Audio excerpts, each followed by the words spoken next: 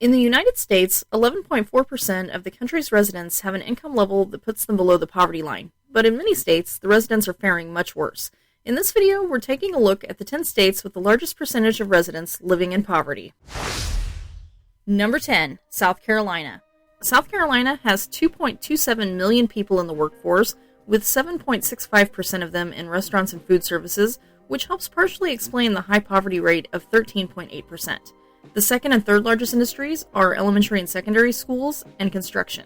The median household income for the U.S. is $62,843, but in South Carolina, it's only $53,199. Poverty affects females between the ages of 25 and 34 more than other groups in the Palmetto State. Part of that is due to single-mom households accounting for 7.4% of all households, which is the sixth highest rate in the country. 41% of the children in the state are raised by single parents. Despite lower than average income rates and a high poverty rate, there is a homeownership rate of 69.4%. Number 9, Georgia. The state of Georgia has a poverty rate of 14%. Some of that can be attributed to the fact that they have the third highest rate of single-parent households out of the states. Single-mother households account for 8.2%, and single-dad households account for 2.2% of all households. Atlanta, in particular, has a high rate, coming in second place to Houston out of major U.S. cities. That helps to explain why women aged 25 to 34 are the most impacted by poverty. 4.8 million Georgians are in the workforce, with the three largest industries being identical to South Carolina: restaurants and food services, elementary and secondary schools, and construction. However, the median household income is better at $58,700, and the homeownership rate is just slightly below the national average at 63.3%. Number 8, Oklahoma. Just like the previous two states, Oklahoma's three largest industries are elementary and secondary schools, restaurants and food services, and construction. They have 1.7 million people in the workforce, with a median household income of $52,919, which is well below the national median. That's part of why 14.3% of the residents live below the poverty line, with females between the ages of 25 and 34 being the most impacted at 8.6%. In Oklahoma, only 39% of the children are living with both parents. They have the 8th highest rate of single-parent households, with single-mom households making up 7% of all households. In Tulsa alone, 1 in 3 homes are led by single parents. Number 7, Kentucky. Kentucky is a bit of an anomaly. In most states, a large portion of those people affected by poverty are single parents and their children, but in Kentucky, they took a comprehensive look at the state's 58 counties and found that more married people with children lived in poverty than single parents. For the 9% of households that are helmed by single parents, the state came up with a program called One Parent Scholar House, which provides an opportunity where they can get a college degree complete with childcare.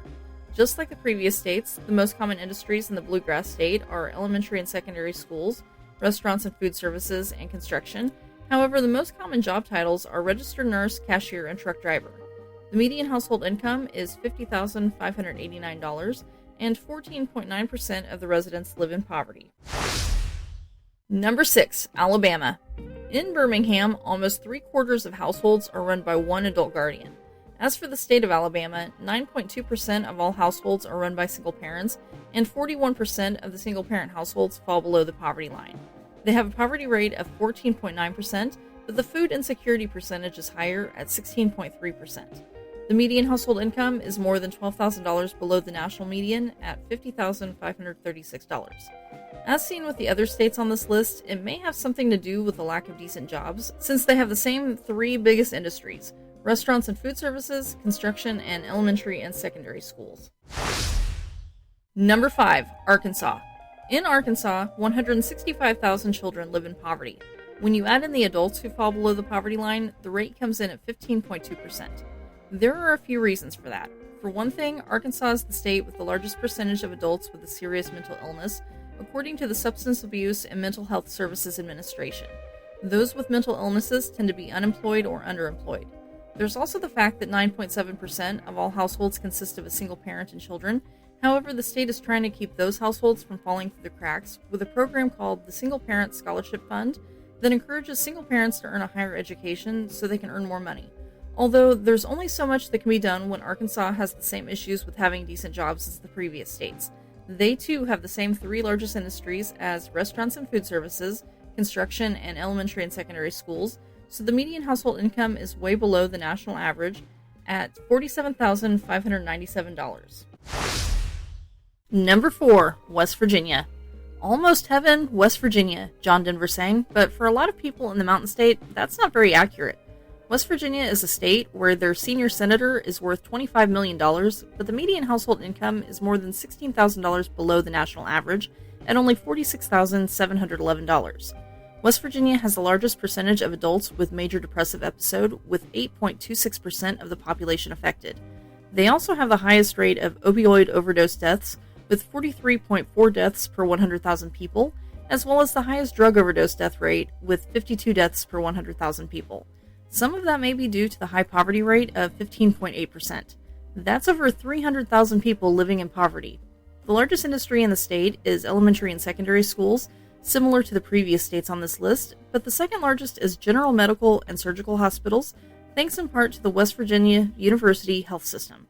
The third largest industry is construction. However, the most common job title is cashier, which is probably why the income rate is so low. Number 3, New Mexico. With the nickname Land of Enchantment, one would expect to find a pleasant living situation in New Mexico, but for a lot of the residents, that's very hard to do.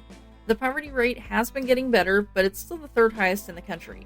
In 2019, it was at 18.2%, and now it's 16.8%.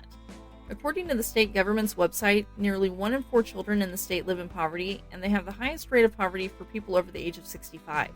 The Native Americans within the state have a 30% poverty rate. Wallet Hub ranked New Mexico as the worst state to live in last year because they fall into the bottom 5 for economy and education.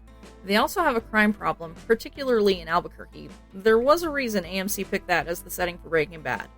The workforce in New Mexico consists of 880,000 residents. Like with most states, the 3 largest industries are restaurants and food services, elementary and secondary schools, and construction, and the 3 most common job titles are cashier, registered nurse, and truck driver.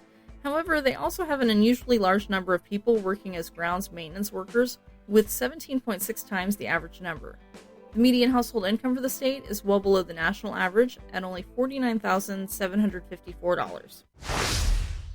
Number 2, Louisiana.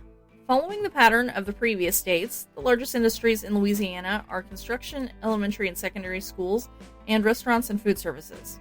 However, they have 7.04 times the usual number of people in the military reserves and National Guard, and 7.47 times the average number of people in petroleum refining. The median household income in Louisiana is $49,469. That could partially be due to a lower than average graduation rate. Only 85.2% of the adults over the age of 25 have earned a high school diploma. Louisiana also has the second highest number of single-parent households in the country, with 8.5% being led by single mothers and 2.4% led by single fathers. All of those things add up to a poverty rate of 17.8%.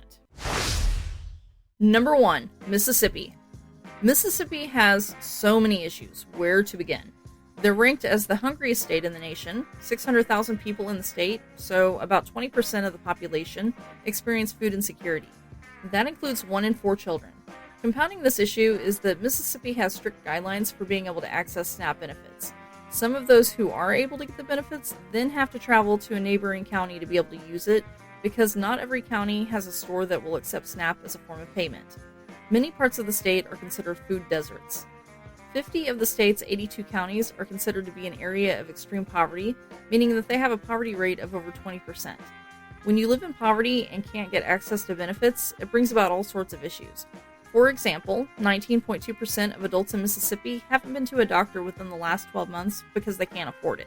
The Magnolia State also has the highest homicide rate out of all of the states at 15.4 per 100,000 people. They also have a much lower than average graduation rate, with only 84.5% of the adults having earned a high school diploma. The median household income for the state is almost $18,000 below the national median at only $45,081, and the state's overall poverty rate is 18.7%. In one of the richest countries on the planet, it's shameful that we can't provide basic necessities like food, shelter, and healthcare to all of our citizens. I'm not really sure how to end this on a positive note, so I'll just say thank you for watching. If you enjoyed this video, please consider subscribing to the channel if you haven't already, and until next time, I remain stuck in the cornfield.